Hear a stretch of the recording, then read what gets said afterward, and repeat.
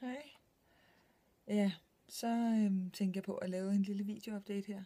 Det er tirsdag. Jeg sidder på mit arbejde. Der er sådan rimelig stille og roligt, men det er min MG ikke, og det er simpelthen så irriterende.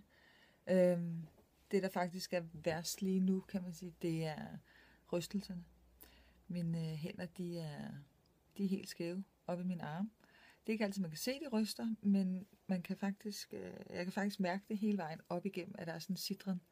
Når jeg for eksempel ligger i min seng, så føles det som om, at der er en, der ligger hele tiden og lige bevæger sin fod, sådan så sengen ryster. Men det er der ikke. Det er inde i min krop. Faktisk er det sådan, at jeg bliver nødt til at hvile den her arm, jeg holder min telefon med nu. Og man kan også godt se, at den begynder at ryste lidt skærmen, fordi selvom at den hviler min albue, så bliver min hånd jo udtrættet af at holde den. Men jeg vil faktisk prøve at se, om jeg lige kunne filme lidt af jeg ryster. Hvor lidt og hvor meget det så er.